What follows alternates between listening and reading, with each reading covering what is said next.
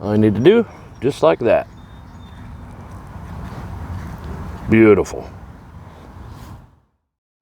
So for any of those that are aware of Egyptian walking onions, this is how they grow. That one that I potted up at the very beginning of the video, I would say there's probably 4 or 5 plants here. It gets kind of hard to tell because they do multiply in the ground, and then some of these I just let fall when they propagate on their own. But you can really tell that early in the spring throughout the year, they're usually soft and flimsy like this, so you can eat like a green onion. And then when they solidify like this, you can really tell when they're ready to be planted out, when they start kind of putting on a little extra growth there. Let's see, another one. Like this one's actually trying to grow again. So some of these I'm gonna leave, because this is what they start to look like. Kind of goes to that, and it basically absorbs all of this in to create a bulb. So that's 1 plant, 2 plant, 3 plant. There's another one. I oftentimes will just cut it right there and just stick it in the ground, use a little hand shovel. But these are amazing plants. You can really tell they get very sturdy, and then when they soften up, they will just basically fall onto the ground like that. So here's that one that I potted up, and I think I'm going to show you how we're going to do the strawberries over here, which is really quite similar to that, because these are spreading June-bearing strawberries. And I had done a short earlier, kind of showing you basically, oh, look at that, a couple more pots have arrived. Look at that, they just show up whenever the strawberries need it.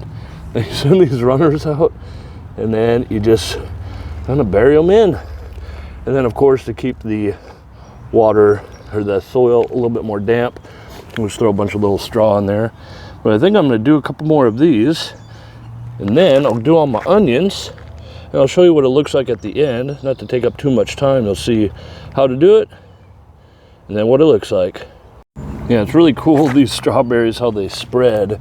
So they started there, they jumped over, we ended up placing it over here, and it started to try to root. But then what I had noticed was this was hanging out, and I was like, well, I'll just put another pot here. Then I saw this, I was like, oh, okay. So I'm gonna bury, oh, see, we got so many over here.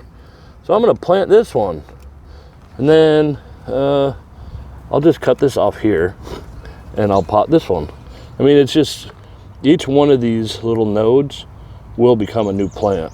Now you wanna, try to get as much mass as possible, but burying even these little runners here, those will root as well. So, technically I could just cut it here and just bury this whole thing, and it'll pop up. In a very similarly simple way, I had to practice saying that like 3 times, because we can put just that in there, just like we did that one, but we can also pop each one of these off and plant it, because that is a plant. Bury it just a little bit, throw some mulch on there, good. And actually the hardest part about this whole thing is actually the shoveling and the recording. So I'm gonna get to work. I'll show you what it looks like at the end. I really am struck every time that I do this, how simple and easy and how awesome these plants are. I tried to, I had to stop breaking them up, because even though there's like 6 or 8 of them bulb heads on that one, I can't fill up all these pots. I'm running out of pots. So we got all these Egyptian walking onions in, and they're good for now. We're gonna get a little straw. We're gonna get a little bit of straw, and then we'll water everything in. This one I left pretty much the same. I added a little bit more dirt. And then this one was a cutting that I took, and I buried just the head of it, but I also got some of this stem like buried down in there, so that should re-root. So you should see a couple of sprouts here. This one I did leave connected, just to kind of show if there's any sort of help that it can get from that plant, that root system, and put it into that. And then this one I did cut off completely from that plant. That's where it was. And I buried a lot of it down in there. So it should have plenty of, green leaves to get more energy, and plenty of rooting spots. I'm a permaculturist, so I don't think it's actually possible to over mulch anything.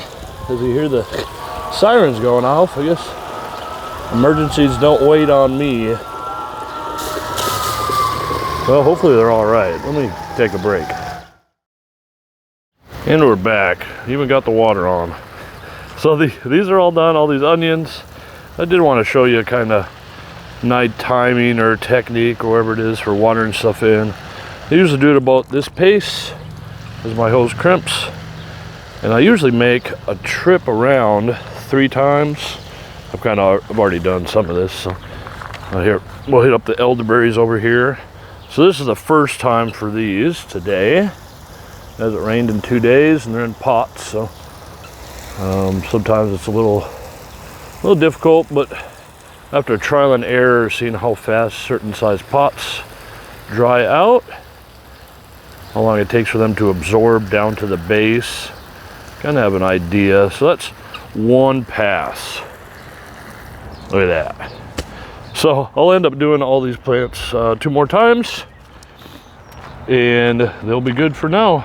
I've been watering every couple of days, but I still usually check with my finger before I water, just, you know, for gee whiz. This is a Turkish rocket here. It's probably, well, it's putting on seed, so it might not be the happiest in this little pot. You can see it's been moistened up, and that's a lot of help to obviously just watering it, but we have this mulch on there, so we try not to leave any bare spots. And the watering also lets me come out here and see what the wind is blowing away, what my own watering has done. So all this mulch here, some of it will disappear, but I just keep a little extra on the side, so we're good. So thanks a lot for watching. We got a little bit more watering to do, but I just wanted to point out that those onions, I probably could have gotten 25 pots. And it was really just a limitation of me having pots or not that stopped me from planting any more. So there's still plenty over there. I took maybe a third. Some weren't ready. Some I just figured I'll just leave there. They can fall over and they can propagate in the bed next to it, whatever it wants to do. So if you are interested in growing food that grows itself, multiplies itself, and can give you all sorts of food, we've been eating off of these 6 plants pretty much every day with a pretty good handful of strawberries. So it's been amazing. But yeah, June-berried strawberries, my thumb. June-berried strawberries are the spreading kind as far as I can tell. And then Egyptian walking onions. You can get 1 bulb, it'll create 5, 6, say 5 in 1 year. It'll multiply itself in the ground, so then next year you'll have 2 with a total of 10 plants, 10 bulbs on top. So whatever the math is, it's a great investment. So thank you again for watching. I'm gonna go check on the birdies, but I will see you next time. All right, bye-bye.